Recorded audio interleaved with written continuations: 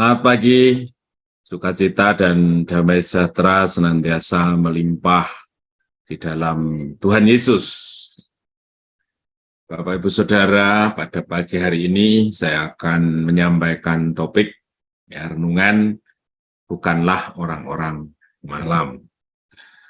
Bapak Ibu Saudara, di zaman ini gitu ya, Tuhan sudah mengatakan sebenarnya secara lengkap bagaimana sesuatu yang akan terjadi pada zaman akhir. Jadi yang namanya orang dipaksa untuk meresponi secara dunia itu semakin aktif dimanapun. Gitu ya. Ketika kita sungguh-sungguh tidak berkomitmen untuk hidup di dalam Tuhan, ya, maka kita mudah sekali terjebak, terseret, akhirnya kita mengambil keputusan untuk benar-benar hidup di luar Tuhan. Jadi situasinya dunia sekeliling kita itu sudah begitu aktif untuk menarik kita, ya, menyeret kita masuk di dalam cara kehidupan duniawi. Di mass media bagaimana iming-iming dunia tentang kesesatan, ya, percabulan, ketidakkudusan, penipuan, dan lain sebagainya, di mana orang menipu itu sudah tidak lagi mengingat mengenai belas kasihan ke orang lain. Kemarin saya mencari informasi membeli kaca di Google begitu, di Surya Kaca Jurnatan, ternyata setelah ditransfer ya hilang.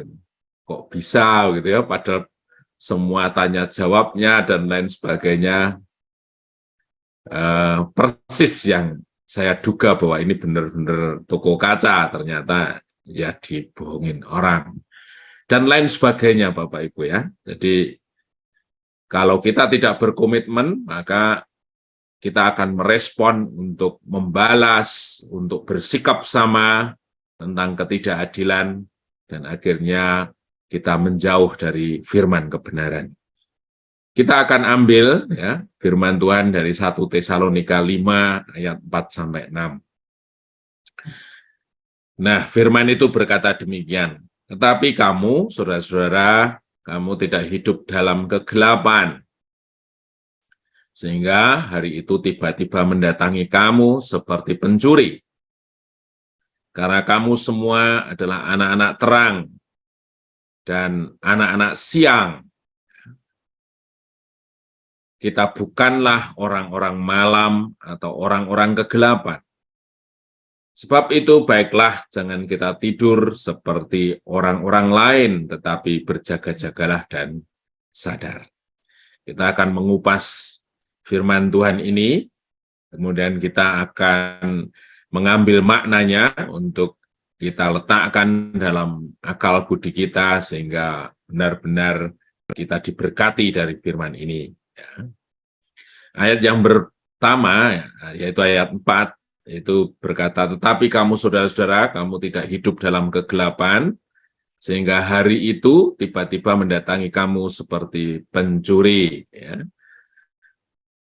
Jadi pencuri di sini digambarkan sebagai sesuatu yang menakutkan, mengkhawatirkan, membuat kita tidak tenang. Kemudian juga bisa diartikan sesuatu yang akan merugikan, mengecewakan, atau sesuatu yang menyebabkan kita kehilangan sesuatu. Jadi di sini dikatakan bahwa hidup kegelapan itu artinya adalah hidup yang tidak bersiap diri untuk mengantisipasi ketakutan atau sesuatu yang merugikan. Jadi artinya kalau hidup di dalam kegelapan, dipastikan pada saatnya kita akan mengalami kerugian yang besar, mengalami sesuatu yang mengecewakan. Nah, jika kita hidup di dalam terang, jika kita hidup dalam firman, jika kita berkomitmen untuk hidup di dalam firman, katanya ya, maka hari itu atau ketika kedatangan Tuhan itu sesuatu yang tidak menakutkan, sesuatu yang tidak akan membuat kita rugi, atau bukan sesuatu yang menjadi kesedihan, bencana, menakutkan, gitu ya.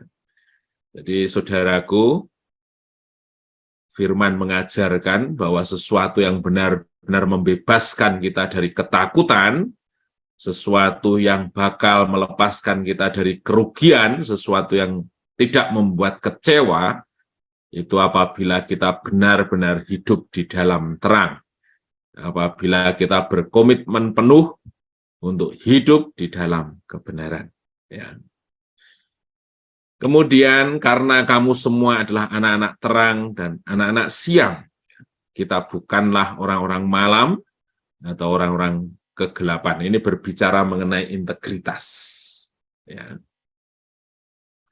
Artinya adalah bahwa anak-anak siang di sini adalah anak-anak yang hidup tanpa kegelapan. Tidak ada kegelapan. Tidak ada sesuatu yang tersembunyi. Dan hidup sebagai anak-anak terang. Ya, artinya, apakah gelap dan terang itu bisa bersatu? Adanya terang pasti menghilangkan kegelapan. Kalau gelap pasti tidak ada terang. Artinya, sebenarnya di sini menegaskan bagaimana keputusan kita untuk benar-benar hidup di dalam terang firman Tuhan. Segala sisi kehidupan yang diterangi firman Tuhan. Nah, persoalannya adalah banyak orang-orang yang hidup dalam dua sisi kehidupan. Ya. Yang satunya seolah-olah menunjukkan terang, tetapi dia menyimpan atau menutup kegelapan di dalam dirinya. Ya. Di mana saja, di dunia pekerjaan, dunia keluarga, pergaulan, dan lain sebagainya. Seorang suami yang memiliki kehidupan yang transparan bagi istri dan anak-anaknya. Banyak media yang menawarkan untuk kita memiliki kegelapan dengan cara apapun. Ya. Tetapi seorang suami harus dia memiliki satu sikap mental yang terang benderang. HP-nya nggak boleh dikantongin terus. HP-nya tertinggal, keringat dingin, karena takut dibuka. Karena di dalam HP-nya menyimpan banyak rahasia. Itu contohnya. Seorang pelayan Tuhan memiliki kesaksian hidup yang terbuka bagi orang-orang yang dilayani. Apa yang dikatakan di mimbar adalah sama persis yang dia lihat, dia alami ketika dia bergaul hidupnya dengan seorang pelayan Tuhan.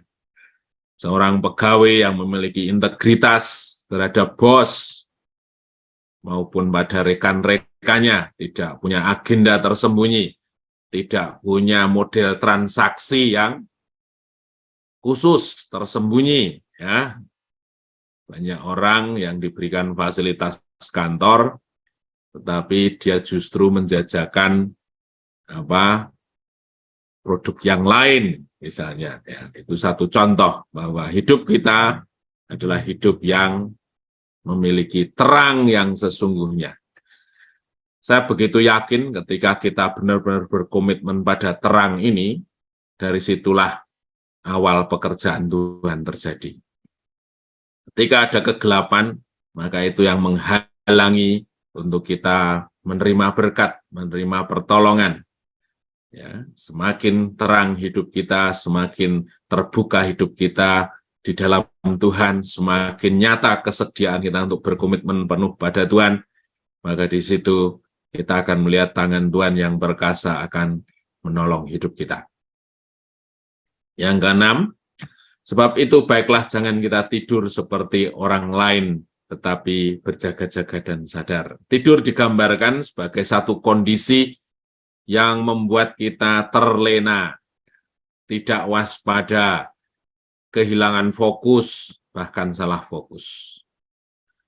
perhatian kita sedang tidak tertuju pada hal yang seharusnya. Ya, firman ini mengingatkan agar kita tetap punya fokus, pandangan, tujuan yang jelas sebagai orang-orang yang ditetapkan Tuhan menjadi umat-Nya. Ya. Posisi kita jelas, posisi kita tidak sama seperti yang lain. Di mana-mana nempel ke sana kemari, tidak terlihat identitasnya, orang lain begini, kita juga begitu, dan lain sebagainya. Tetapi firman Tuhan adalah petunjuk yang jelas bagaimana kita harus bersikap, bagaimana kita harus mengambil keputusan, bagaimana kita harus hidup di tengah dunia yang semakin menyimpang dari kebenaran firman Tuhan. Kita tahu persis konsekuensinya, tetapi kita lebih percaya bahwa otoritas Tuhan itu yang terus dan tetap menjaga hidup kita. Bahwa tujuan hidup kita bukan untuk dunia ini. Di 1 Petrus 2 ayat 11 di situ katakan, dunia ini adalah sebagai tempat untuk mampir.